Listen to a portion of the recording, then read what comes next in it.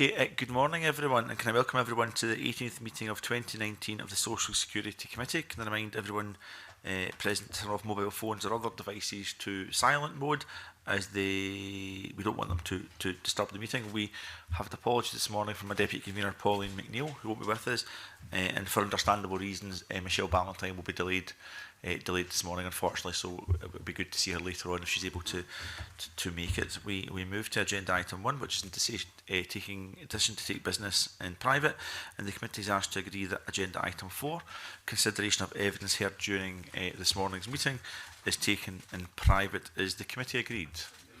Okay, thank you. We move to agenda item 2, which is universal credit consent provisions. The committee will take evidence of universal credit consent provisions this morning, and can I welcome Richard Gass, Welfare Rights and Money Advice Manager, Glasgow City Council, Sheila McCandy, Benefits and Welfare Manager, Highland Council, Richard Bailey, representing National Association of Welfare Rights Advisors, Nora, yes, acronyms and more acronyms, and we're hoping to be joined by Sandra Stewart a little bit later, advice worker, family advice and information resource, the acronym being FAIR. That's a nice straightforward one. Thank you for coming along this morning. We very much appreciate that. We are going to go straight to questions, but I suppose to give some context to our evidence session this morning, we're minded that the Information Commissioner's Office has given some opinion on how DWP is applying implicit or explicit consent, how that is secured, the length of time that it can endure for before you have to go back and refresh that consent. And it might be helpful to put on record just 2 snippets of that advice. In April, the Information Commissioner issued opinion that the DWP appears to be taking a unduly restrictive view of the definition of consent under data protection, and they also wrote to the DWP asking it to revise its consent policies and internal guidance and to take advice steps to ensure the policy works on a practical level. And anyone listening to that, these are just abstract things, I suppose, for people listening to this evidence session, but we are told examples of the impact of where the DWP are just now are quite significant and varied. I've got a briefing paper here outlining those, but there's no point in me outlining those issues when we've got witnesses here to tell us a little bit about that. So as a more general opening question, we're aware of the change of approach DWP are taking to empowering advocates and welfare rights officers, MPs, MSPs, whoever, to help particularly vulnerable people get access to benefits and advice that they need. So could maybe our witnesses this morning set out what their experience has been. Richard Gass, don't know if you want to start. Well, we're still fairly early into universal credit in Glasgow, and we've not had too many instances where we've been working with individual service users. We've been hands-on with that service user, so generally able to input into the journal that we are mandated. However, we have come across some problems at the stage of trying to make a claim, particularly where there's an existing appointee. That appointee is not recognised as the person to act for universal credit purposes, and they need to reapply to be that appointee. There's also been experience at the other end where a claim has been rejected and the person then wishes to seek our support, and unfortunately at that point their journal's been closed down, so they've not been able to go online and register us as their representative. Fortunately, however, we're in direct contact with the people, so we're able to make phone calls and have them present and establish identity with DWP. Thank you. Any other witnesses want to see what their experience has been so far? Sheila? Yes, certainly. We have very similar experiences, and we were the first in Scotland to implement universal credit under the live service, so we have a lot of experience of universal credit. It's fair to say it has matured. I think there's quite a bit to go yet, but it has matured in terms of the processes. When it comes to explicit consent, there are real problems with explicit consent, and I think for me the key word in the Information Commissioner's recommendations is the word practical. because whilst in theory the explicit consent may seem reasonable to DWP, it's not practical on the ground. And we experience very similar situations to what Richard's experiencing in terms of appointees, practical support on the ground. Of course, we've got the rural challenges to overcome, which I think we'll maybe cover later in this discussion. So there's real challenges on the ground with explicit consent. Okay, thank you. Richard Bailey? Yes, thank you. And I think the first point I would like to make, obviously, from the DWP's position, obviously, they're pursuing explicit consent because they believe that the risks of data breach and it's not safe to take the traditional implicit consent. That applies for all legacy benefits that universal credit replaced. And although we're seeing the thin edge of the wedge, that it's actually the terms of explicit consent are being rolled out to other benefits such as personal independence payments. Now, obviously, I think we would all agree that keeping people's data is safe, and that's a good thing.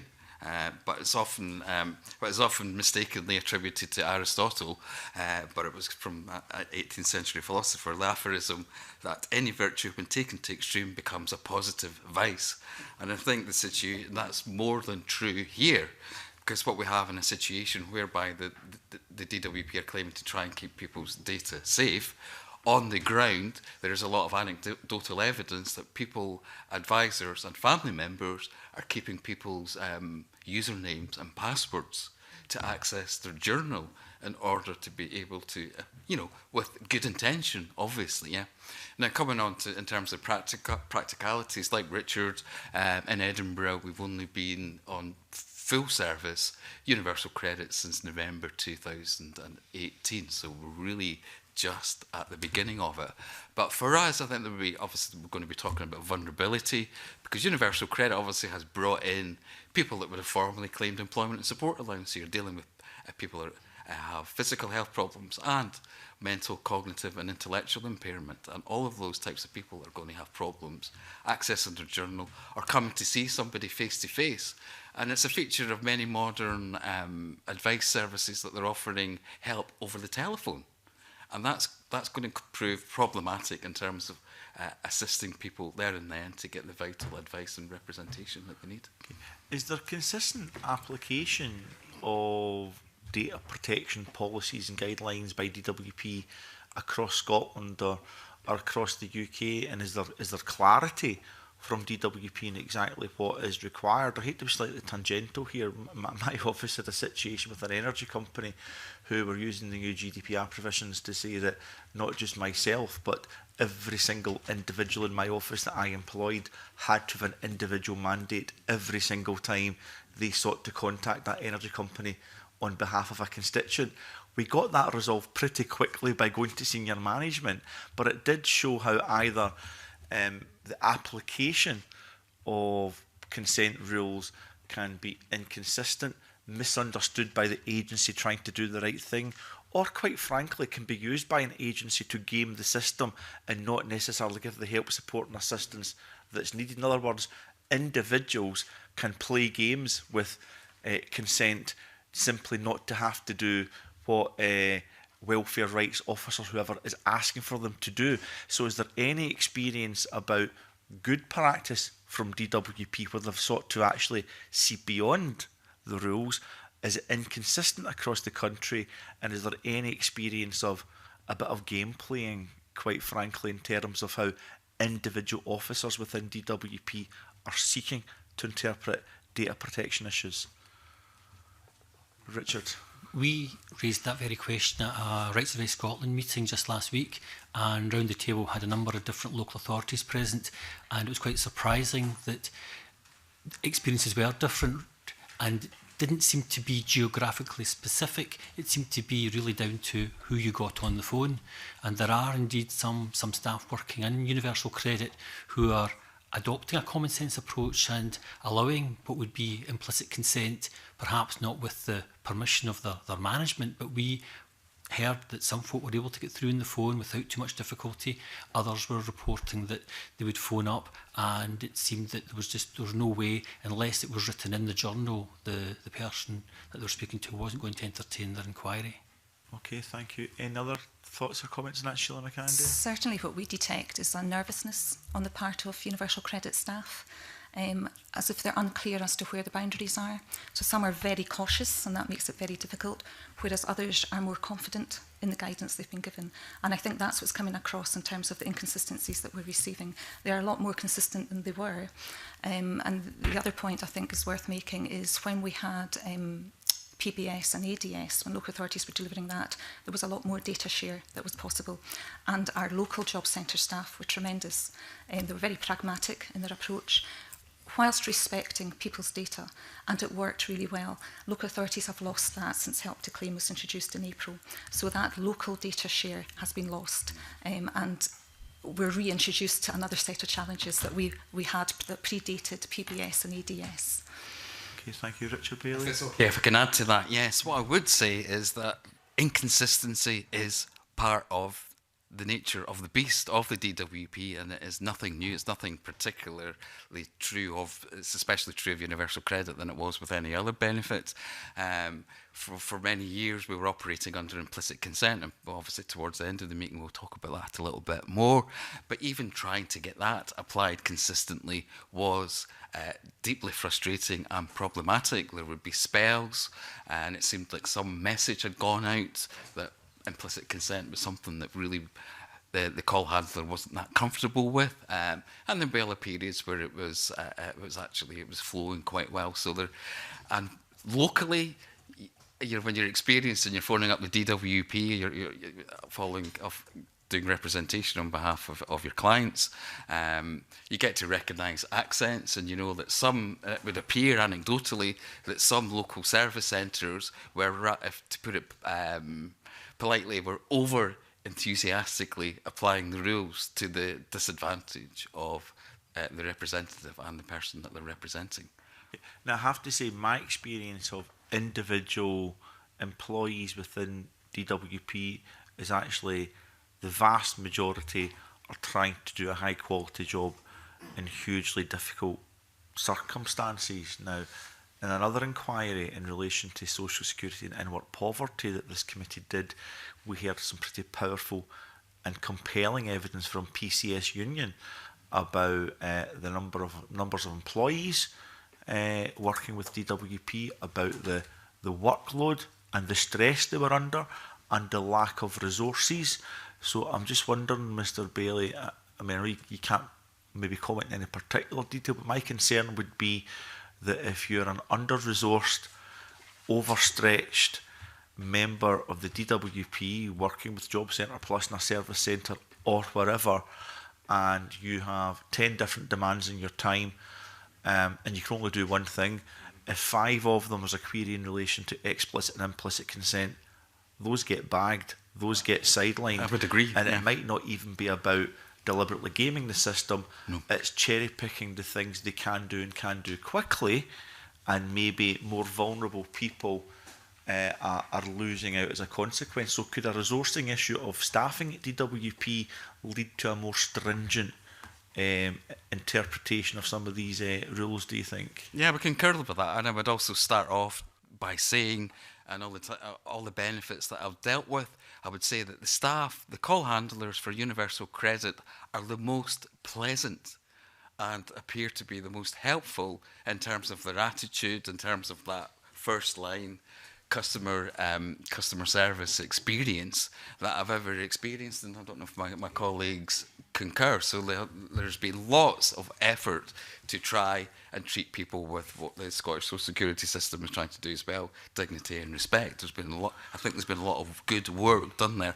But I would agree, from a bureaucratic point of view, if you're under pressure, yes, there are certain things that are easier to sideline than others, and you've got a stock response. How can I kick this down the can is a common expression that we're hearing in politics at the moment. How can I kick this inquiry down the can? Can I get the person to call me back some other time because I've got 15 calls waiting on me and a manager breathing down my back?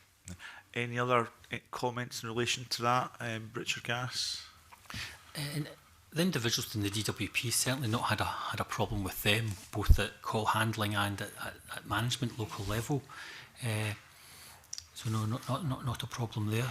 was a point I was going to make there, but I've kind of just distracted myself. So we can come back to you. Why don't we bring Sheila that. McCandy in, and then just come in again after that. It will absolutely come back to you, I'm sure. Sheila. I'm glad it's not just me that happens to. Yes, I think there's a couple of things that we are certainly detecting, and I've now just forgotten the first one, but it will come back to me. DWP introduced on the 4th of June, they improved their automated voice recognition system. What was happening is the way the system was originally designed, when somebody phoned the 800 number, they had to wait until the end of the message to select which option they were choosing. And customers and advisors weren't doing that, and they were trying to intervene throughout the process. And that was routing calls incorrectly to advisors in the call centres. And of course, that was adding to the stress and the workload of call centre staff and increasing the demands upon them.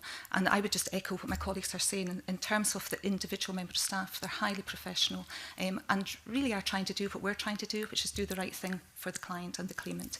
The first thing I was going to say was quite often with DWP, it's a case of whoever shouts loudest gets dealt with. And as a result, the more vulnerable clients do tend to fall to the bottom because they're unable to articulate the issues for themselves. And that's when they do come to advisors and they need the support. And that's when implicit consent is so important. And that's because that's why we're having so many challenges through explicit consent. And that's why there does need to be some change. Now I've got one final question, but before I ask it, Mr. Gass, do you want to come back in? I have remembered, so let's do it now. We sometimes find that when we're trying to get through on the phone and we've got the appellant or the claimant present, so we can have explicit consent over the telephone, that we can't get through on the phone, and then as a result we then need to phone back afterwards. Now obviously if we can't get through on the phone, that would indicate that at DWP they've got a larger volume of calls. So when we finally do get on the phone, we've no longer got our person present, and it's at that point we then run into the barrier of not being able to establish implicit consent, because that's not a feature of universal credit. That's very helpful. What's helpful is putting day-to-day issues on the table to committee members rather than talking in the abstract. There was one final question. I was going to raise it later, but Sheila McCandy made reference to it during one of your replies, and that was in relation to the help to claim system in universal credit, and we mentioned protected date of claim issues as well. So just for anyone following the evidence session who might not be clear on that, as of the 1st of April, anyone who was seeking to submit a new universal credit claim who couldn't submit it that day were only protected from the final date their claim was submitted, whereas before the 1st of April, as soon, depending on what agency you were working with, as soon as you opened a universal credit claim, irrespective of when that final form was submitted, you were covered in relation to backdating of benefit. I know Glasgow City Council told our committee that using data from your universal credit hubs and the network of libraries across the city, you estimated that meant that 200 vulnerable claimants each month were going to lose out on money that they otherwise would get because of the change of the rules under help to claim as of the 1st of April. Now, as we approach the end of June, that's 600, many of them my constituents in Glasgow, who will have lost out because of this in the first 3 months. I'm just wondering if, in relation, and bringing it back to what we're here for today, if one of the reasons that there may be a delay from opening a universal credit claim to submitting the final form might be some more vulnerable claimants don't have all the information at hand. You may have to actually contact DWP to speak to DWP to clarify a number of things about the claimant and the constituent. And if they turn around and say, sorry, we can't talk to you about this because we don't have implicit consent anymore, there needs to be explicit and you can't prove who you are, actually has the GDPR issues made this situation even worse? Because if you open a claim on the Monday, you try to get information from DWP on the Monday and they say, sorry, we can't talk to you, or you can't get through to someone on the phone, it can be another 10, 11, 12 days before you see that client again to then get that information. So are issues under the loss of protected date of claim been exacerbated by issues in relation to consent? And more generally, I'd be very interested to know, because I'm very clear in the situation in Glasgow, but what the situation with loss of protected data claim feels like, not just in Glasgow, but maybe Edinburgh, elsewhere within Scotland. Any thoughts and comments on that, Mr. Again, Gass? we had a conversation about this because the change was the transfer of the resource to Citizens Advice and Citizens Advice Scotland, and when it was a delivery partnership agreement with the specific local authorities, when we were providing that support, we're doing so under some kind of agency agreement with DWP, and therefore any delays that happened because we couldn't make the claim in a set period, the point of contact with ourselves was the date of claim. Now, that didn't apply across the board. Folk who found their own way to a welfare rights officer to make a universal credit claim wasn't so protected, but it does seem the case that when this has been transferred to Citizens Advice, that facility has been lost for whatever reason, and I can't imagine that it was an intention. I would imagine it's perhaps more of an oversight, and certainly I can't imagine that Citizen Advice are particularly happy that folk who now come to see them, if there's a delay, will find that the clients have lost out. What we've discovered from round our table discussion was that where there had been referrals to Citizens Advice in Scotland so far, to the CABs, there was no delay. At this point in time, there was capacity to see somebody promptly. Our worry will be that that might not be sustainable as more and more folk are looking to claim universal credit. But hopefully Citizens Advice Scotland and Citizens Advice nationally can engage with the government to overcome what hopefully is only an administrative oversight. Over to other witnesses in, you were saying that under help to claim, understanding is that Citizens Advice have not been flooded with claimants going through the help to claim scheme, so they absolutely have capacity, and anyone watching, go and see a local Citizens Advice Bureau and get the support you need. But do you have any feeling about whether Citizens Advice Bureau are able to get that claim processed and submitted in the same day? Because if they don't, it doesn't matter how much capacity they've got, people are still losing out money. And in practice, from our own team, we would not be sending somebody to the CAB. We'd be doing it with the person there and then. But I imagine it's maybe other agencies that don't provide welfare rights support that are sending folk to CAB. So I think you perhaps need to speak to Citizens Advice to get that directly. We would keep our work in-house. We know that we're up against the clock, so we need to press that button, and we'll look to do that. And I should put on the record, our committee has written constructively to Amber Rudd, because we very much hope this is an oversight as well, and that this can be fixed. I'm conscious we have had no reply back for Amber Rudd. Maybe that's something as a committee we have to follow up pretty strenuously to if it is indeed an oversight, we can fix this quickly. But I suppose the underlying question, and I'll bring other witnesses in a second, the underlying question was whether or not in those advice hubs that you have in Glasgow, your advisors are having issues with getting through and getting consent over the phone to get the information they need to file a successful claim under universal credit. I don't have information for you on that. I just know that in the hub, they will be seeking to make the claim promptly. If there's missing information, it'll be because the person hasn't got maybe, I don't know, their bank details. So that's not information that you're going to get from DWP. In those scenarios, we would be putting in effectively default information just to take you to the point where you can press the claim button. So you don't have a mobile phone number. It'll enter a set of zeros, so we can press the claim button, and then when we've got the journal up and running, add the extra information in at that point. Okay, that's very helpful. Any additional comments from Sheila or Richard in relation to these matters? I would just add that the experience of the Citizens Advice Scotland in Highland is exactly the same. So the referrals they're receiving from the Job Centre, for example, are at a low level at the moment. So people are being able to submit their claims that same day where the evidence is available. But as you've already pointed out, Chair, the very vulnerable clients don't always have that information to hand for a number of reasons. And that's where the delay comes in. Certainly the Highland Council's Welfare Support Team, we do have challenges in terms of contacting DWP when there's a particularly complex claim. Quite often people have got mental health, disabilities, physical disabilities, and also other complex needs. So there might be drug addiction, there might be alcohol reliance, there might be other complexities going on in that household or the wider household. So there are real difficulties in dealing with those more complex claims, and there are delays.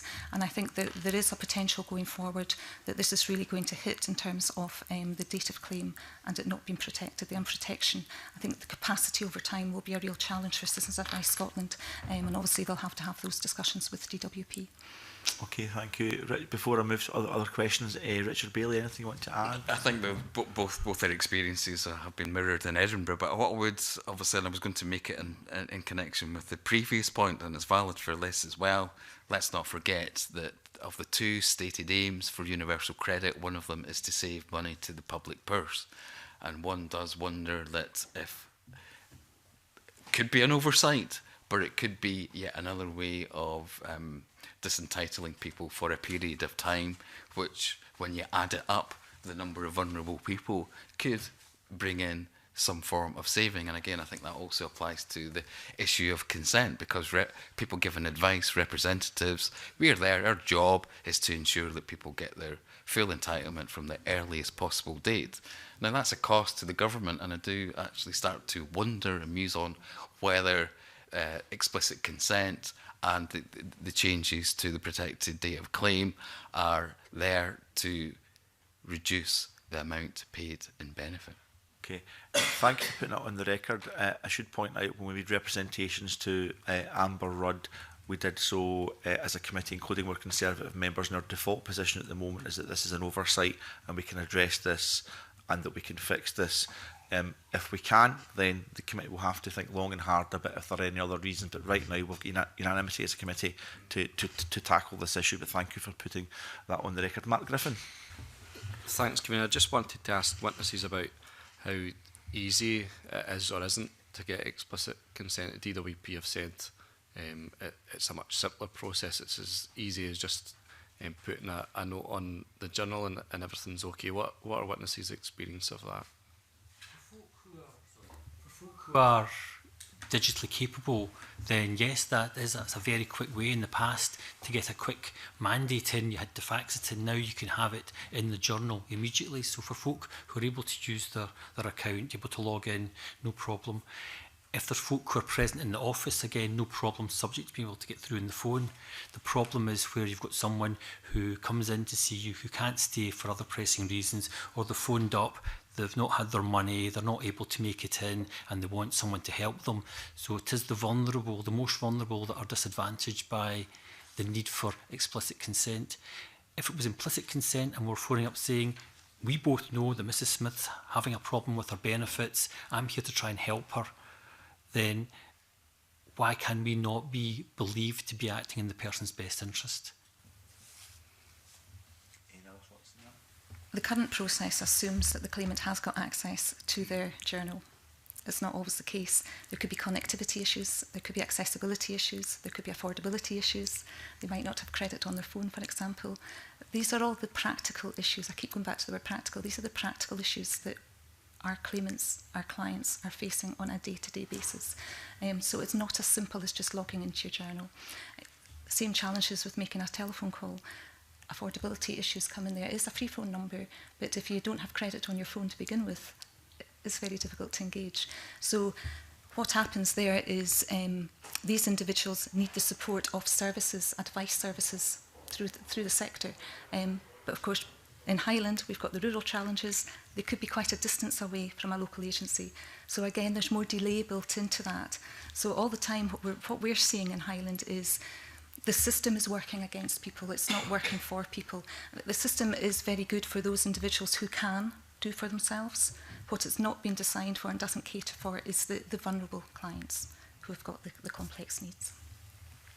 I think I would focus on putting explicit consent into the journal. Now, if it was an easier process, then perhaps there is some benefit to it, because the previous method would be getting a client to sign a mandate and send it in, and that mandate would go via Wolverhampton and get buried underground for a couple of weeks and maybe never appear where it needs to appear.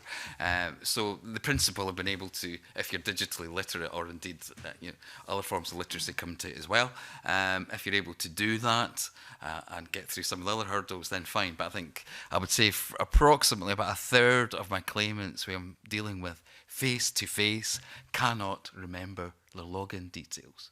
Now, I would suspect that's true of every single one of us round here. At times, we've forgotten our login details for a piece of vital information, and it's especially true if you've got literacy issues, if you're a foreign national with limited English, and obviously Universal Credit is now bringing in people who would have formerly claimed employment and support allowance. So again, you're getting a higher proportion of people with physical, mental, intellectual and cognitive disabilities as well. So there's those issues, and there are issues obviously extending that. What if someone's in hospital, where they may not be physically well enough, even if they do have the connectivity, even if they do have the technology, they couldn't physically use a keyboard or a telephone, whereas possibly previously they might have just about been able to put an X on a mandate. So there's that issue as well. And again, in terms of IT literacy is a big thing, and I tried to find some statistics on that, and I struggled. But what did come across is we're looking in terms of adults across the United Kingdom. We're looking at a level for adults of about 15% of functional literacy, and that's excluding IT. And I suspect with IT it's a lot higher. And again, even more so for claimants, it would be a higher proportion of claimants on universal credit. I mean, I think it's clear that the digital by default way of operating isn't working for a high number of universal credit claimants. But just how simple is it for those who do have the IT skills, who do have good connectivity? We've heard previously about things in journals not being actioned, being missed, just because of the high workload of work coaches. Has it always gone smoothly, even for those who do have good IT skills and easy access to their journal? Does that still always work?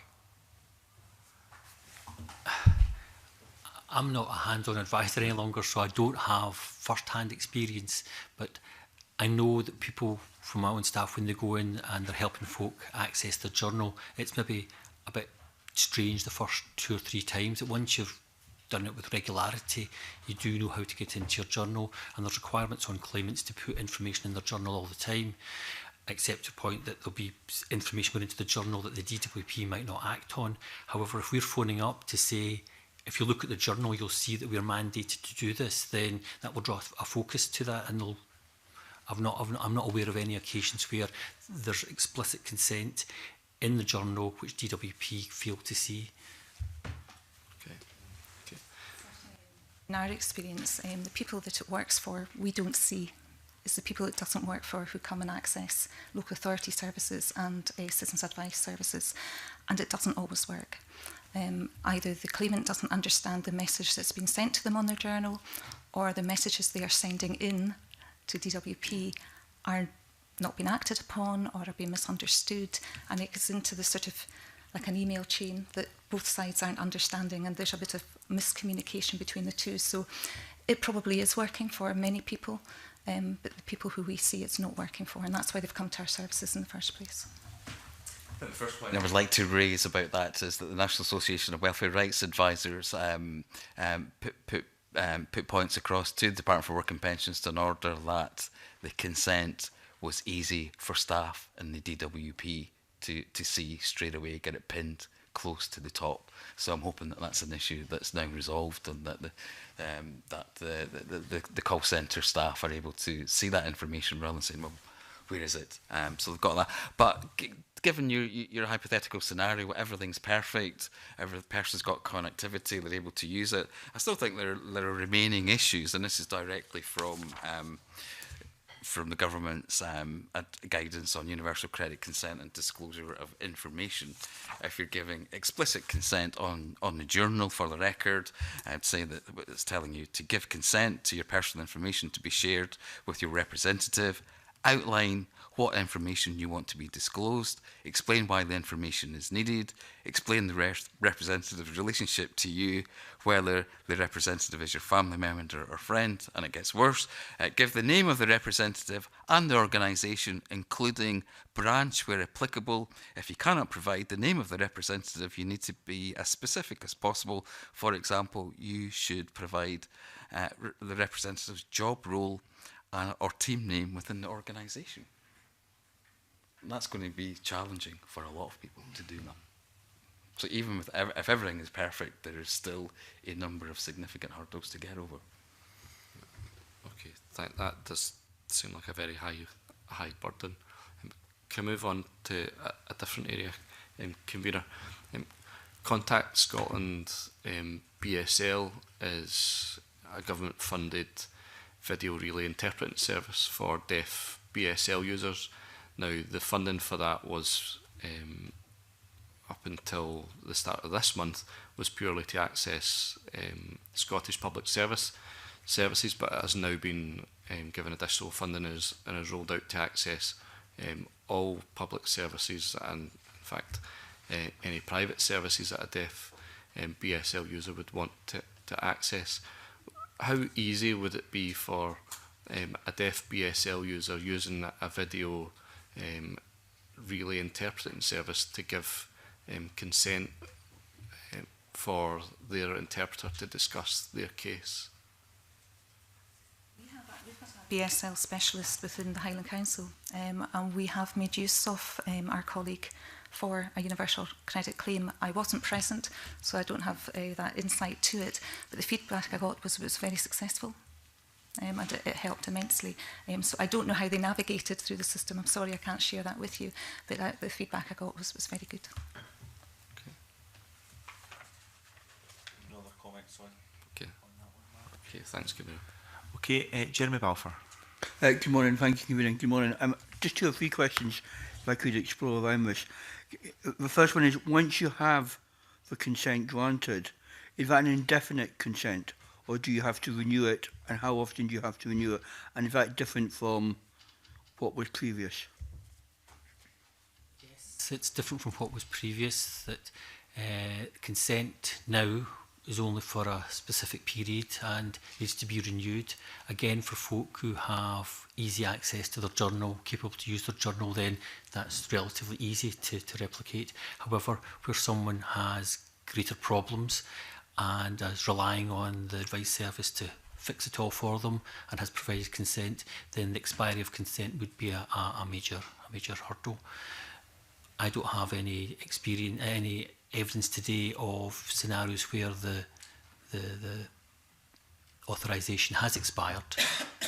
But if it were to expire, then that would be a problem. It certainly would be a problem. How long do you know how long it lasts?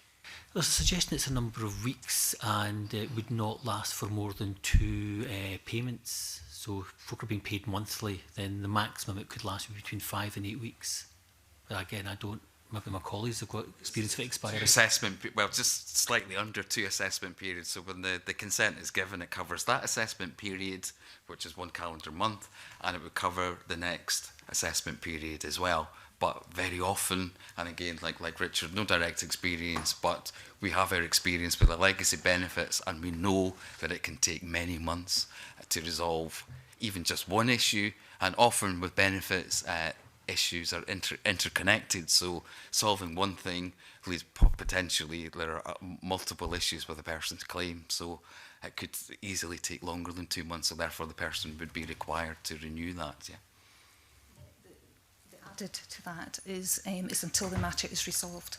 Now, with universal credit, you think you've solved it until the payment doesn't appear, or an incorrect payment appears, or there's been a deduction that you weren't aware of. So it's still very much a live issue for the claimant, but it's been closed down because in DWP's mind, the issue has been resolved, but it's not. I think I heard Richard Bailey saying, can I just clarify, this is not just for universal credit. this is for legacy benefits and also presumably now for new applications for PIP, DLA, attendance allowance. Is this consent across the board for all benefits, or is it just for universal credit? I think what's happening is that for the legacy benefits, the benefits that universal credit has replaced, and for those that were always intended to be outside the system, I feel that there has been a bit of leakage, that the other benefits are taking their lead incorrectly from universal credit and trying to enforce some form of explicit consent, whereas they should still be using the implicit consent and the working with a representative document that's been around for at least 15 years. So just to clarify, I didn't really pick up. So if I apply for PIP now, is it explicit consent or not? It shouldn't be. But in practice, is it happening? I haven't come across personally any experiences of it. I mean, our situation would be that we would get somebody to sign a mandate and we would submit that with their form, but then that becomes, because it's not, although, and we'll come on to this, although we'd be very much strongly advocating for implicit consent, it still wasn't a perfect system. But we would be taking our service would take a mandate and send that in. But I've phoned up PIP recently, frequently, and I haven't had any particular problems myself with using implicit consent, but I understand colleagues, other members of the NORA have across the United Kingdom. Okay, and just to broaden it slightly so that we can have a fuller picture, I mean, obviously, it may be too new, but obviously we've got a new Scottish Security Agency up and running, and know that some of you will be dealing with benefit claims in due course. Do you know, are they looking for implicit or is it implied consent? Have they been in touch with you about that going forward, and do you know how that's going to work? There's been no discussions with us regarding explicit, implicit consent, and we're working very closely with the agency in terms of introducing the social security benefits. So I'm not aware that they are contemplating explicit consent. Okay, thank you. Thank you, Convener. Okay, Alistair Allen. Thank you, Convener. One of the things that Sheila McCandy was saying there about rurality, and I'm sure this is relevant to other people in front of the committee today, is about some of the difficulties where it's not practical for people to get into a local office. We have received written evidence about this situation, talking about this and the difficulties of people in remote and rural areas.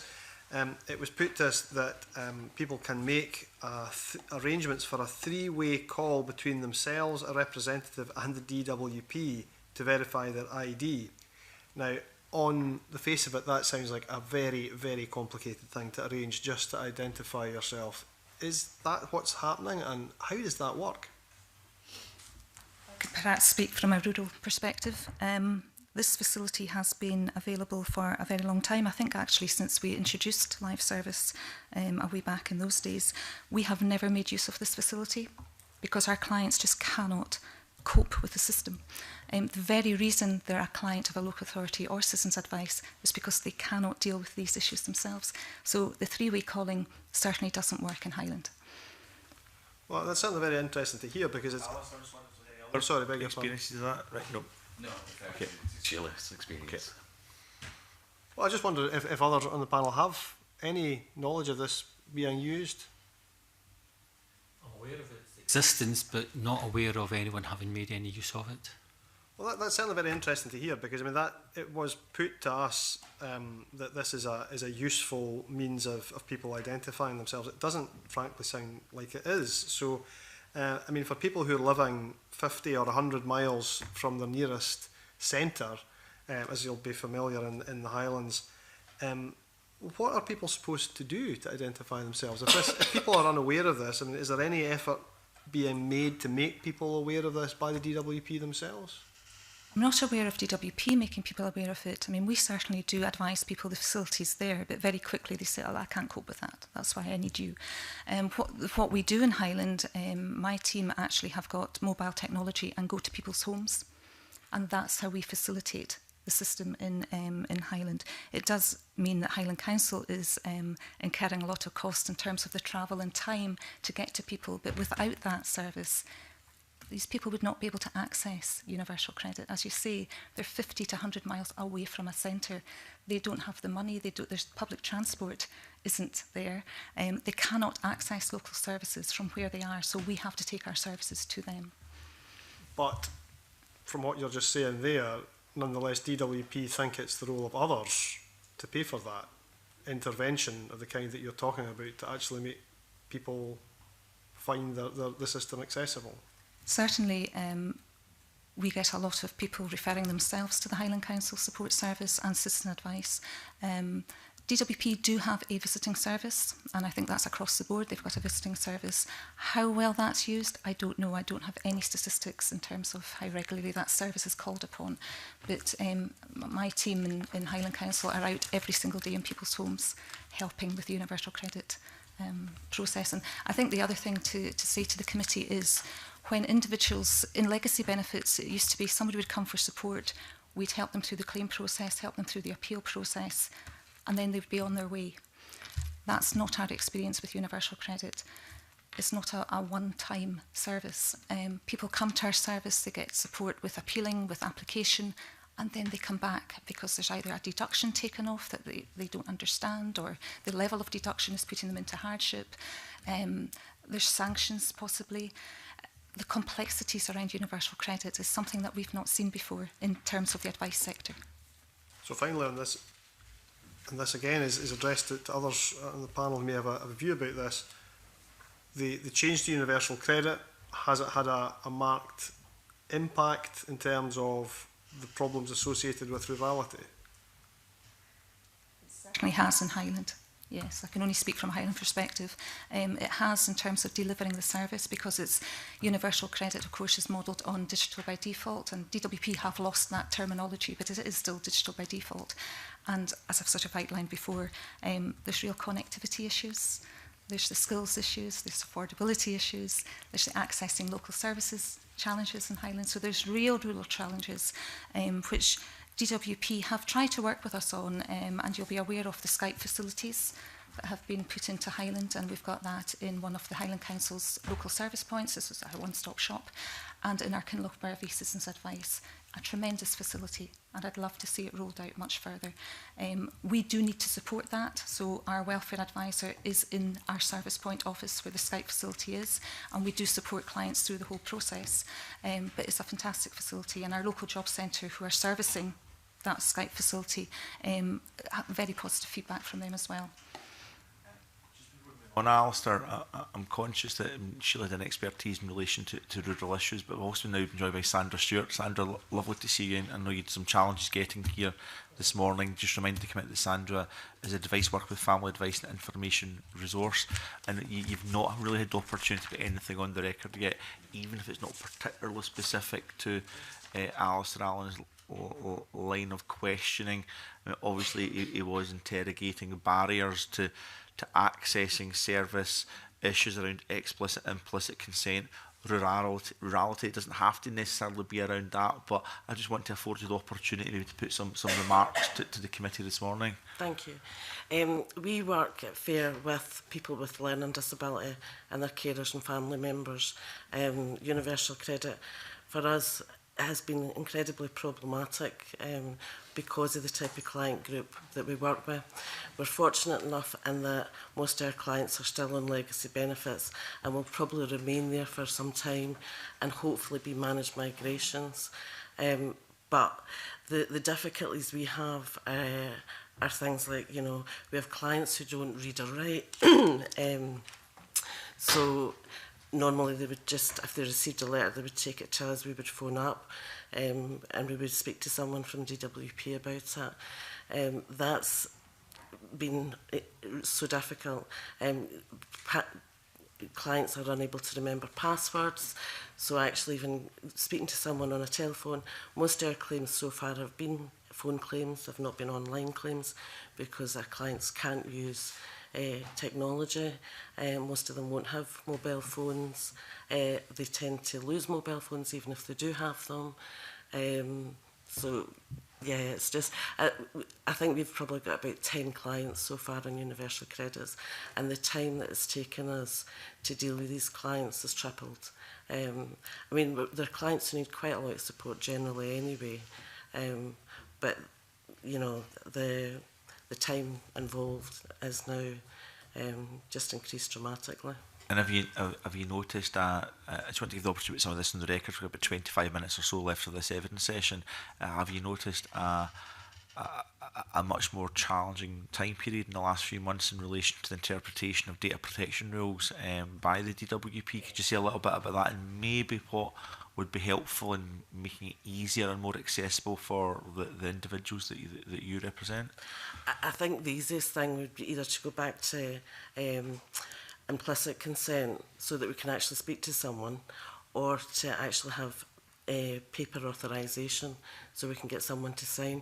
We have lots of clients who will have a dual diagnosis, say a learning disability and autism, who suffer from severe anxiety and can't speak on telephones. So actually even speaking to someone to say that they give their consent for us to speak on their behalf is really difficult for them. They can sign a bit of paper, so mandates were really useful for us. Or implicit consent, where we didn't even really need to have the client with us. But yeah, it's just it's been a nightmare, to be honest. And we've had situations where we've got clients to say that they want us to speak on their behalf, and it's been pinned to the system and it's been ignored. And DWP have continued then to send text messages to people who can't read. So they're having to come in with phones to get us to read the phone, and then to make calls on their behalf. Okay, I want to give you the opportunity to put that on the record. We'll continue with the kind of lines of questioning we've been having, but I just didn't want you to miss out your opportunity to make sure the official report caught some of that. We'll move to Keith Brown, MSP now. Yes, I see the Commissioner's mentioned the unduly restrictive nature of explicit consent, and particularly the situation regarding MSPs now not being able to access this. I was interested in the point that Mr Gass made earlier on about if the person was there with the advisor, in this case I'm talking about an MSP or their staff, and then that would often be sufficient, whereas the experience of my office is that doesn't work. We've had constituents very distressed, perhaps having been refused, sitting with me or a member of staff, and the DWP refusing that. So the system doesn't seem to be working for them. I just wondered, given what's been said and the attempts that have been made to try and overcome this, both from within the Parliament, I think Linda Fabiani and others, what your view on is on the restriction on MSPs being involved, and also in the context of both the UK government regularly says the government should work together, the Parliament should work together. Is this serving the people that lead these services well, I suppose, is my question. My view is that elected members from either Scotland or the UK Parliament should both have the same right to explicit consent, or implicit consent, and our preference would be for that to be extended to advisors too, but I can see no reason why you would not allow an MSP to have implicit consent. And going forward, when we're going to have more devolved benefits in the Scottish Parliament, MPs presumably would wish to have implicit consent, so I can't see how people are served by only having certain elected members able to make use of this. I would say, yeah, I don't see the justification at all for excluding MSPs from that, but I would also roll it out further and say that local authority councillors should also be included as elected representatives. And invariably, in terms of the work that we do with MPs, it does get delegated to their incredibly hard-working staff, and I'm sure you and the MSPs have the same hard-working staff who would put a good deal of effort, and it does prove incredibly fruitful because MPs can get a level of detail of response from the Department for Work and Pensions that us guys, they just wouldn't respond in that depth to us, yeah, and it allows us to get a full case overview of what's going on, and then we can intervene with our advice, representation and expertise of social security law to take forward any potential challenges and hopefully get a successful outcome for a person in terms of their claim to benefits. So yeah, definitely. And also, again, slight bias here. Obviously, I'm a local authority welfare rights officer. If it was extended to local authority councillors, we could perhaps then say, well, we're actually staff to the councillors, therefore implicit consent would also apply to us. But yes, it makes no sense and it is of no support to people who need vital help there and then. We would point the DWP to Regulations 22 and 23 of the DPA 2018 Act, and the same provisions existed in the Act before that, which clearly states that an elected representative, whether at UK level, Scottish level or local level, should be treated the same and should have the same access rights when it comes to processing data. So we think the provisions are there, we think the rights are there, we think it's DWP who are misapplying those regulations. Any additional comments on that? We tend to use MPs as sort of a last resort when we're really struggling with cases, and that's always been fruitful. You know, if that's no longer there, it's going to just make our job much harder. Okay, Keith, do you want to follow up on some of that? I'm just really interested in the point that's made about the existing provisions, which really begs the question as to why this restrictive approach has now been adopted, what the purpose is or the idea behind it is, and if the idea, let's be charitable and say it was for genuine regard for the data of the individuals. Strikes me as odd. I've written to the UK government recently on a reserve matter, and they passed my letter on behalf of my constituents to the MP, which my constituents specifically did not want, and so their protection of data, and without wandering too far away, if you look at what MI5 and MI6 have been doing in the last week or so, then protection of data doesn't seem to be a strong point. But on the point that's made about councillors, I understand and I would support that. Although would it not be the case that the councillors would tend to, I suppose DWP and any government agency has to have some ability to regulate where the data goes. Would the point of access from councillors be through people like yourself? If the officers within the council's money advice services were known to, if you like, accredited almost by the DWP, then the councillors could go through that acknowledged and trusted route. Well, the way that I would envisage it working would be that, you know, in terms of obviously, because you're looking at for you guys when you've got constituents coming to you with problems, as do MPs, as do councillors, that then that case would then be, as you would do, refer to your staff, or as MPs would do, refer to their staff, that the local councillor, and as they do and have done since I've been working in a local authority, they would pass that query onto the people who can get it resolved. So that would be the channel rather than the councillor, MSP or MP being bypassed. It would go to your constituent would be going to them in the first instance, and then the staff would be doing the follow-up work.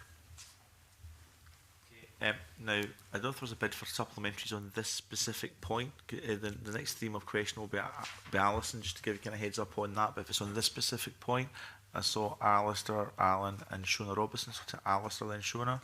Okay, thank you, Convener. It was really just to observe that the Scottish Government have made representations about this issue, and it doesn't sound, from what's been said today, as if the DWP are responding to that very actively. But I was just interested in one of the things that was said there earlier on about some of the vulnerable groups who are accessing services. There seems to be an assumption that people will be so interested and versed in the Scotland Act that they will know which benefits are devolved and which ones are reserved in terms of who they actually go to. Is it a reasonable idea that people should go to an elected representative on the basis that they know which parts of the Scotland Act devolve which benefits? That's a loaded question. No. I think via the power of mime, I was able to ascertain that all the witnesses agree with you with their body movements and shaking their heads. Is any additional questions? That's enough. Right. Right. Maybe that's one other issue that they've overlooked. In respect to the points you were making in connection with preserving data claims, could be that they've overlooked it. Yeah, and I know we're going to look more at vulnerable constituents and members of society shortly and how the system does or doesn't work for them. Shona Robinson, you did a supplementary on a specific point as well. Yes, I note that the response from Damien Green in 2017, trying to justify the exception for MPs and not others, is he said, we can offer this because of our pre-existing relationships between MPs' offices, district managers and their teams. This is something which cannot pertain for inquiries from other sources. Now, I'd like to think, and I know that my office in Dundee has a very good relationship with the local DWP office and staff, and that is a relationship going back a number of years. I've been an MSP for 20 years now, and so it's a long-standing relationship. And well, apart from that being extremely challengeable statement from Damien Green, I think I would want to put on the record that actually the local staff still try and accommodate inquiries for the sake of the constituent, and it appears to me that the thwarting of that is certainly not coming from local staff who are trying to work with us, but certainly from higher up. And I think it's important maybe to make that distinction, that this is a kind of political decision that appears to have been made against the wishes often of local staff as well. Okay, I think that's good to put on the record. I don't know if there was a question in that, as we just kind of putting that stuff on the record. Before we move on, I think it's also worth also putting on the record, in my experience in relation to all elected representatives in this place, it's not about a turf war between different elected representatives or a status or a hierarchy. It's actually about the individuals that come to see us, and about trust and relationship building. And it really doesn't matter, certainly from my point of view, whether it's a councillor, an MP or an MSP. If you've got the trust and you've got the relationship, then you should be able to have that implicit, implied consent and just get on with helping people as best you can. I know there's not a turf war issue amongst the elected representatives that I see. We just want to help people, and we feel that there's barriers to that just now that are not justifiable. So thank you for your support in relation to the comments you've made in relation to that. Alison Johnson.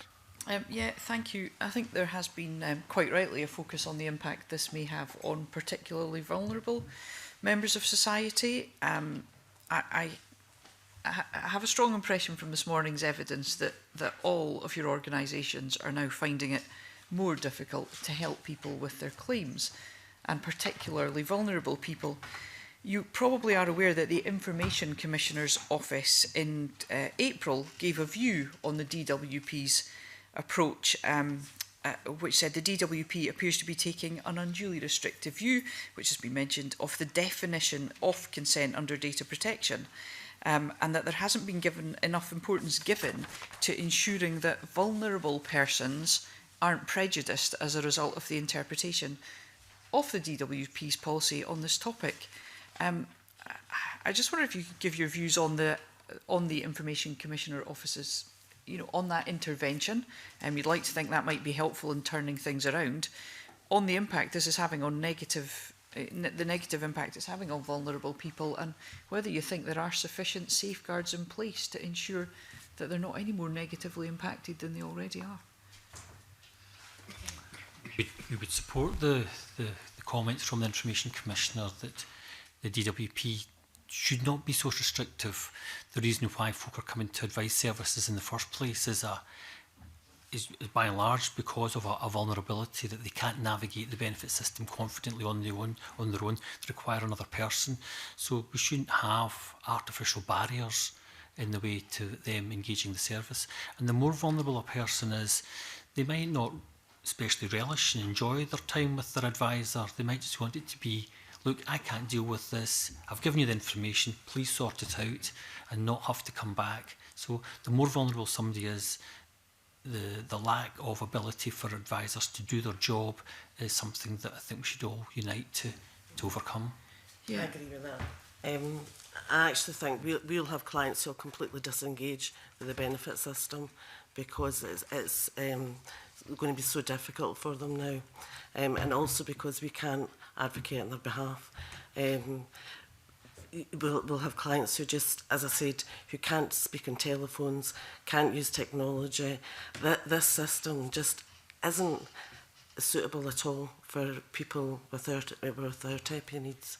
Do you think, are there any exceptions being applied to take account of this? I mean, should there not be some sort of marker on an individual's record where this clearly isn't going to work? There are safeguards in place, which set out very similar safeguards that local authorities have in place for discretionary housing payments. So it looks like things like learning difficulties, drug addiction, dependencies. It looks at all of that. I think the difficulty is the application of that. It's very generic. The service centre staff, again, going back to this confidence thing, they don't have the confidence to always apply it. So we quite often get into long discussions with DWP about when the safeguards should apply. I mean, at the very basic level, somebody in rent arrears is vulnerable because they're at risk of losing their home. So it's where do those safeguards stop and start? How are they applied? What's the consistency of application? So yes, there are provisions that DWP have put in place for safeguarding. It's the application of them that's throwing up the difficulties. Yeah.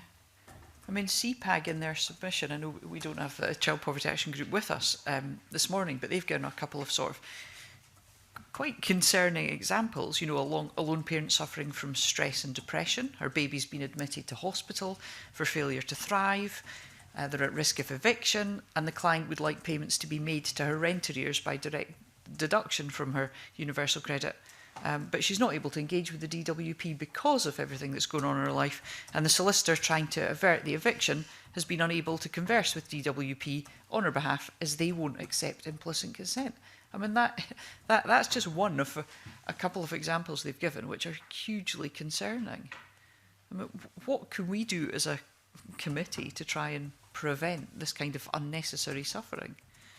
I think it's taking the ICO recommendations and somebody monitoring that, and whether or not DWP has actually applied and reviewed and listened to what to what the ICO has said, because as you'll see from the ICO, they're monitoring it, but they're not expecting a formal response to come back from DWP to say, you know, in terms of an audit, when we have an audit, we have to respond to that audit. DWP don't have to do that in this case. So I think if the committee could somehow track and keep checking and liaising with the ICO, I think that would be very helpful. So we need to be recording the instances where this is having that impact and acting on them. Yeah. Okay. I think that's all from me, Convener. Okay. Can I just check with fellow committee members? I don't actually see any other bids for questions. We still have a little bit of time in hand. Thank you, Michelle. And I was waiting because obviously I know you're being late this morning was unavoidable, but it's good to see you here. Thank you. And apologies for letting us. I had an issue I had to deal with.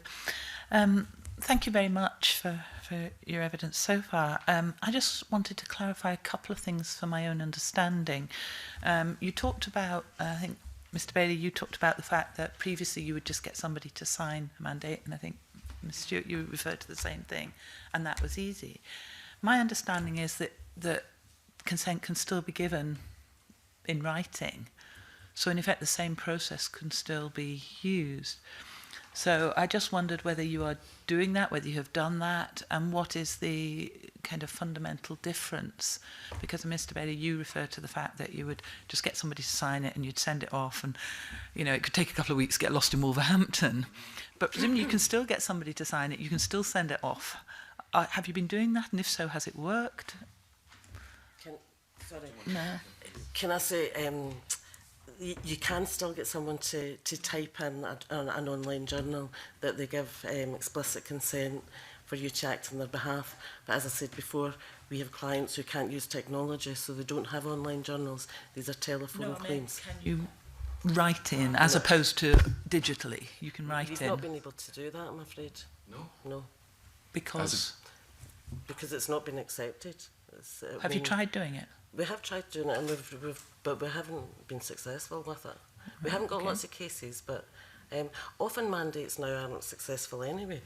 They don't always, you know, although that a client has said that they give you authority to act on their behalf, DWP often just don't recognise that anyway at the moment, but they will give an implicit consent, so that's fine.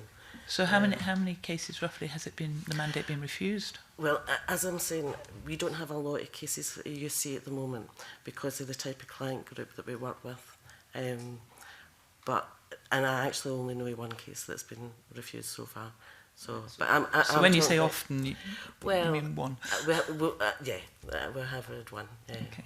And Mr. Bailey? I think that they should accept it in writing, but Yes, there are that's still my those understanding. structural issues, i.e. the length of time of the mandate, and obviously the mandate would have to be adjusted to say, well, look, we're dealing with this particular issue and obviously and nothing else. And again, as has been explained earlier, that issues can roll on for many months and they can also involve multiple problems.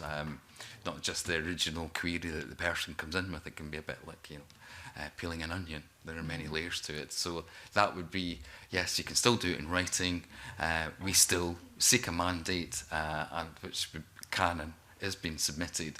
Haven't come across any examples of it being refused, but it's still bound by the limitations on explicit consent, whether it's done on a journal, whether it's done in writing, or whether it's done over the telephone. So the real issue is around having to renew it in order to deal with an ongoing complaint. And then you said also about the time lag, in terms of when you do it in writing, the time lag to get that.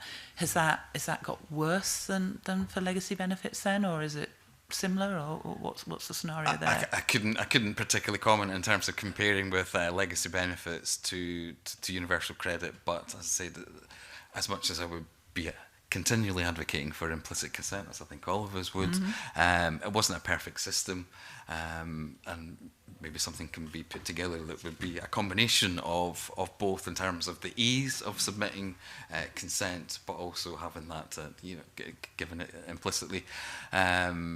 I've lost the train of thought there, actually, sorry. I'll pass. Okay.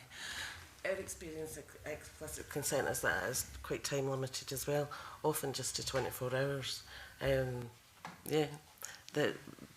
We've been told that it'll only last for 24 hours. And I don't know if that's to do with the fact that they're phone claims or what, that they're not typed down, but we have had that experience as well. Okay. Is that anybody else's experience? Certainly not our experience, but as I say, certainly in Highland, we have been working with Universal Credit for a number of years now, so our teams are very practised in terms of the consent.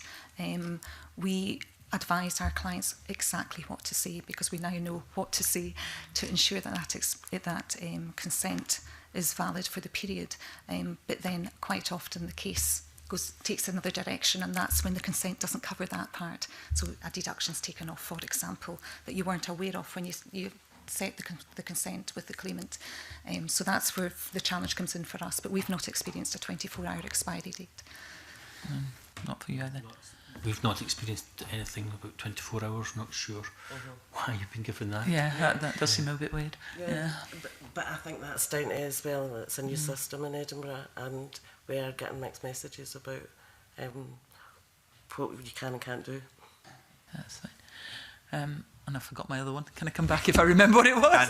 I will filibuster for 30 seconds. You can go back in, Michelle. We've got a bit of time in hand. I think Michelle's line of questioning was really interesting in two fronts. One is like a lot of the data is not captured on this. So like Sandra Stewart's reply about with a small but incredibly vulnerable cohort, you've got one specific example, but you've heard anecdotally from other agencies that it's happening elsewhere, but there's no number crunching in relation to exactly how much, because I suppose you're too busy helping vulnerable people rather than bean count how many times that this is all happening. Plus earlier in the session we heard about actually some really good examples of practice in the DWP, but an inconsistency across the country in relation to it, and that just gives, I think, some context. I was actually filibustering for you, Michelle Ballantyne, because I know you missed that earlier exchange, so that kind of fills in a wee bit on that, Michelle. Yeah. Old brain, you see, it gets fuzzy. I just wanted to come back to something that you were talking about, Sheila, when you were talking about implementing Skype as a support mechanism, and I was rather fascinated by that, because obviously that's a digital solution to a digital problem. So I just wondered if you could tell us a little bit more about that, because if you were talking about the rurality issues and the fact that people couldn't access face-to-face support, but equally had a real problem with their digital support. So how is the implementation of a digital solution to that digital problem being done to overcome that digital Yes, lack of capability? We worked very closely with the national DWP team on introducing Skype. And what we did was we deliberately chose the offices we chose. We have got 2 sites in Highland. We've got one in Kinloch Burvey, which is extreme rural, but is in the Citizens Advice Bureau. The other facility is in our local authority one-stop shop, what we call a service point. In both instances, there are advisors, welfare advisors, to support, and claimants need support on each and every time they access that. So the digital solution is with support. So it's with specialist support. If you were to put it into a booth somewhere in the middle of the Princes Street without that support, I'm not sure it would be so successful. So there is a cost to administering this from a local authority and citizen advice perspective.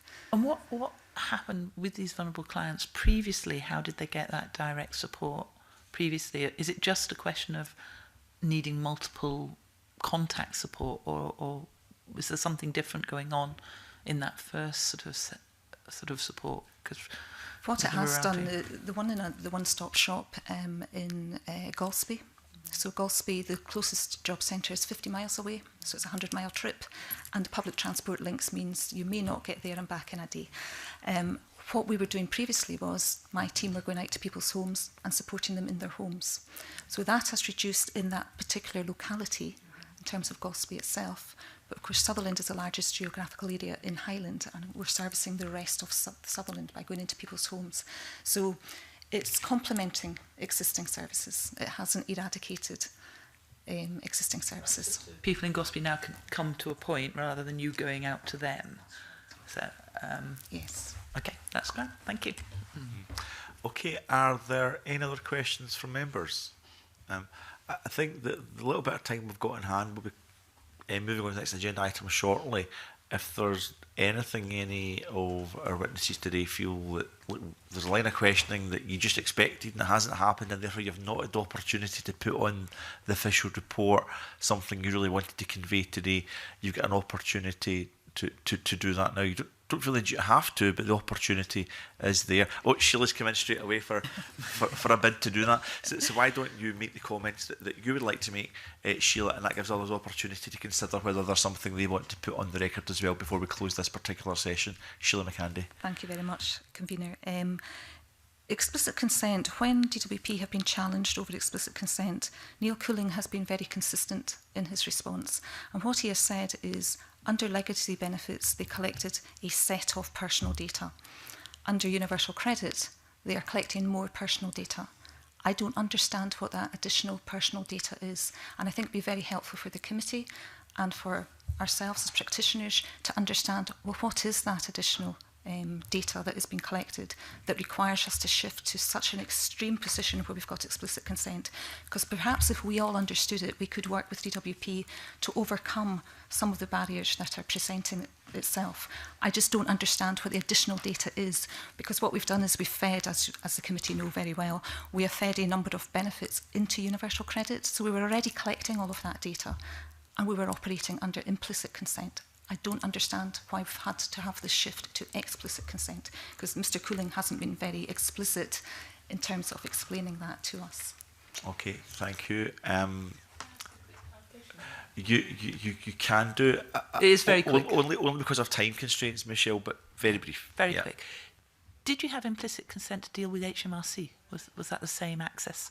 Under working tax credits, yes. Yeah. That's fine. Told you it was quick. It was very quick, yes.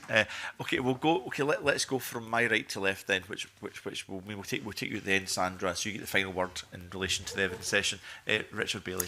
Yes, I mean, I think just following up on that, that's a really important point that Sheila's made. I mean, the DWP have already made it clear about the information that they won't disclose. They won't disclose your address, your date of birth, your national insurance number, your bank details, your sort code, your telephone number, names of your household members. I could go on. So, yeah, if that is clear from the outset, I do not see why they can't use implicit consent.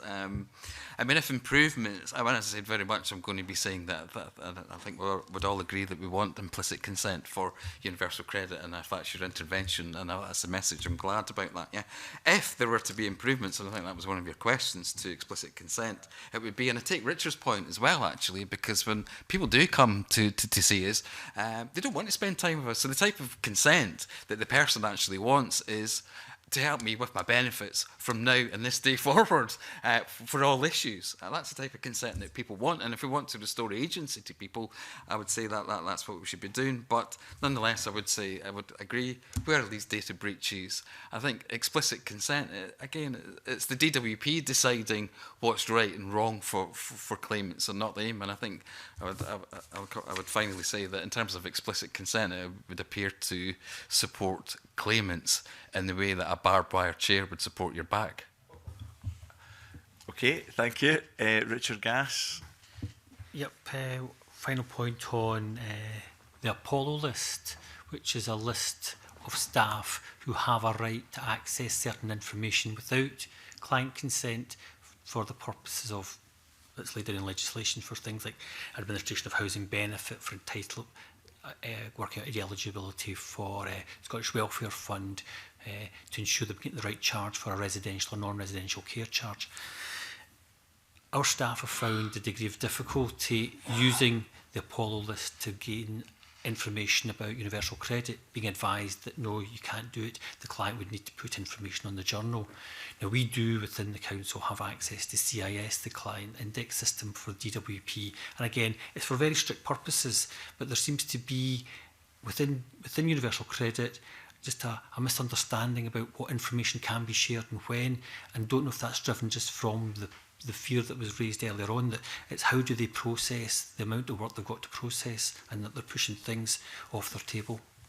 Okay, thank you. And Sandra, I did promise to give you the last word, so let me just put one thing on the record so you actually do get the last word. I've just received a reply from the Secretary of State for Work and Pensions in relation to protected data claim. I can't really speak on behalf of the committee because they've not seen it yet. I would personally describe it as woefully inadequate, but I'll make sure that correspondence put on the on our website as early as possible, so that others can see that correspondence that we've received. So I've now put that on the record, so you do have the last word now, Sandra Short. Just to agree with my colleagues on the panel that not having implicit consent is just creating more barriers for our clients and making our job much more difficult. Okay, and on that note, we will leave it. I did say that would be the last word. Can I thank all four witnesses for your support today in relation to this evidence session. As always in these situations, if you're on the way back to Glasgow or Edinburgh or up to the Highlands, you go, I should have raised that point. This doesn't end with consideration of these matters. We'll be taking a consideration of the evidence we've heard in private later this morning. But if there's anything else you want to draw to our attention, please do that through the clerking team, and we very much appreciate you coming along this morning. Thank you very much. So that ends that particular evidence session, and we now move to agenda item 3. Actually, I said we should suspend briefly until witnesses leave, so we'll just do that. Let's suspend briefly before we move to agenda item 3.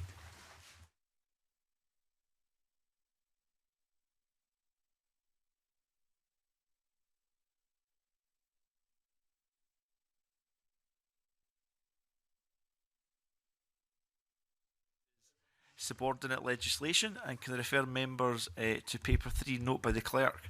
The committee is invited to consider the Welfare Foods Best Start Food Scotland Regulations 2019 SSI number 193/2019, which are subject to the negative procedure. The DPLR committee considered the regulations at its meeting on the 18th of June. It has drawn these regulations to the attention of the Parliament on the grounds that the meaning of Regulation 18 could be clearer. It requires more clarity.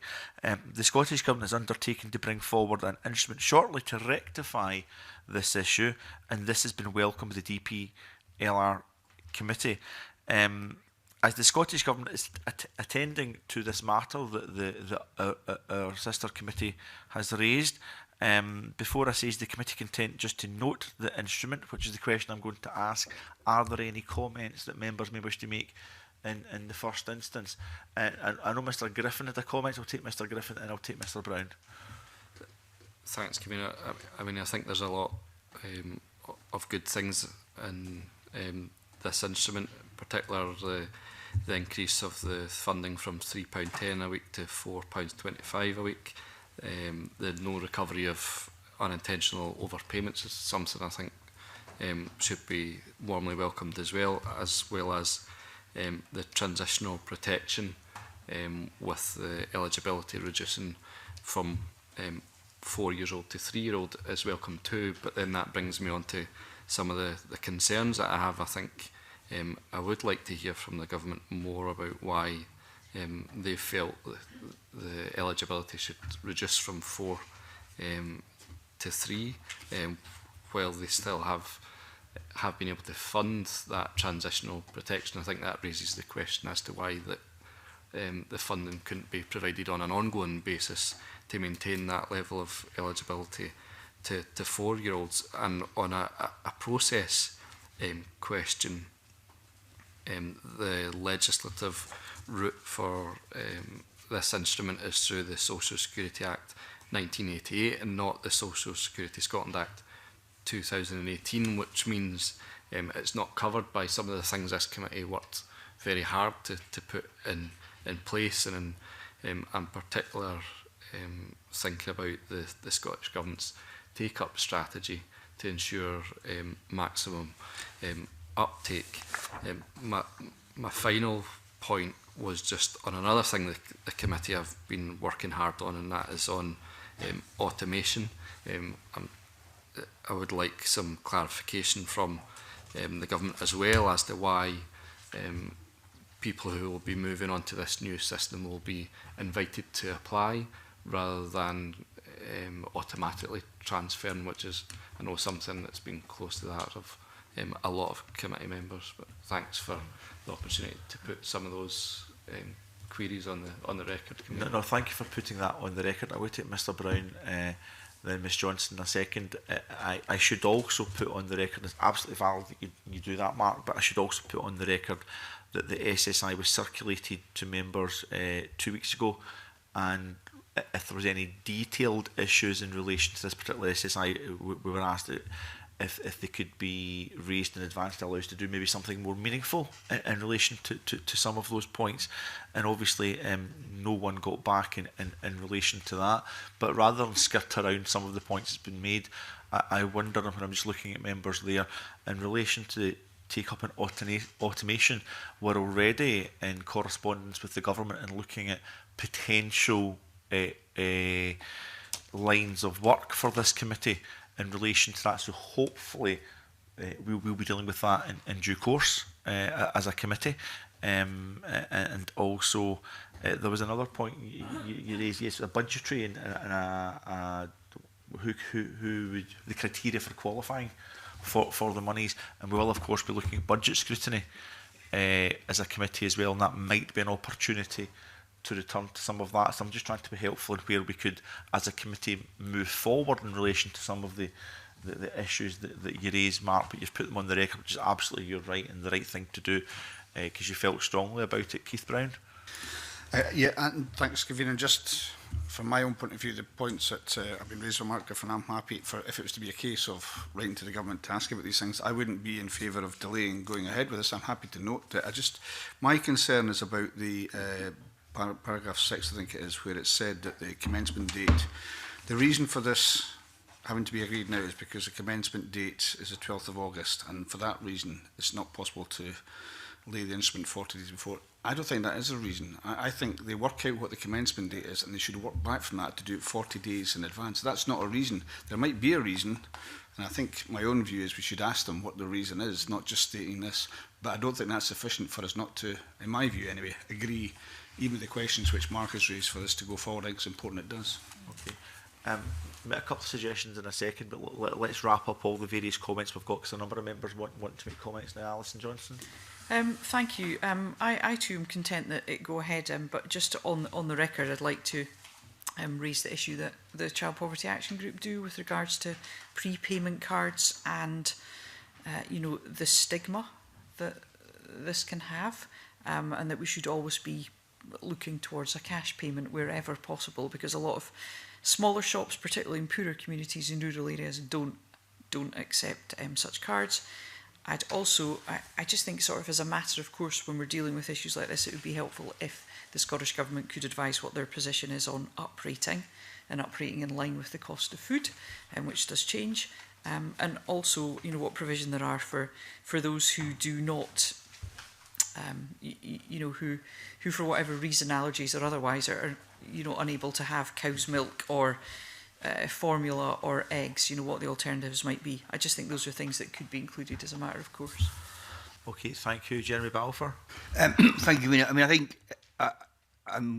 think with with Alison and Keith, I don't think we should delay this, but I do think we should write to the government with Mark's questions, asking for clarification on them. I also think we do want to probably just put down as a mark as a committee now. I agree with Keith. I think we don't want to get to a stage that things are coming to us absolutely last minute and we're having to chase our tails to do this. And I do think we need to say to the government that we do need to see these as early as possible. And I take your point that we were asked to look at them 2 weeks ago and were circulated 2 weeks ago, but this is the first time that we've had a public session on it to be able to raise these. And so I do think going forward with regulations that will follow in the autumn and next year, we need to give ourselves time as a committee to be able to reflect on them and call in the appropriate witnesses if required. So I think we should put that in a letter along with Mark's questions to the government, but I'm content not to delay this because I think it is there are more positives than negatives. And I'll make a suggestion around what you've said at the end, Mr Balfour. That's very helpful. Michelle? Yes, I think I'm probably going to echo a lot of what's been said already, because it is a negative instrument. I could not see when it was sent out to us 2 weeks ago, I didn't see us objecting to it as such, but that doesn't mean there aren't some concerns around the timing of it, and certainly around some of the points in it that I would like to understand or have some clarification as we go forward.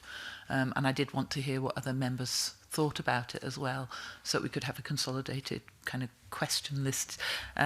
One that hasn't been mentioned that I did have a concern about, and that's with the removal of 4-year-olds on the assumption that they will all be in early years care, and therefore will get their lunch in early years care. Talking to people, my sense is that not all of them will be, for various reasons. And I am concerned, therefore, that some will lose out as a result of this. And I would like some clarification from the government on the evidence base they use to make the assumption that the removal of 4-year-olds wouldn't have any detriment to vulnerable families. Okay, are there any other comments before I make a suggestion? Okay, there have been no other comments. I think it might be helpful to talk about why I mentioned the 2 weeks previous about members being aware of this. It wasn't to not have this detail put on the record this morning, but it might, and it's not a requirement, it might have afforded clerks the opportunity to have a structured approach by the committee ready for this morning to help support our discussions. That would be the only reason for that. Now, I have captured, and I want to just make sure I've got this right, I think 3 central points from what I've heard. We've heard about the uprating going forward, with that came out quite clearly. We've heard about the qualifying criteria and how it was arrived at, and in particular around the 4-year-olds issue. We've heard about that, and we've heard issues more generally around the uptake.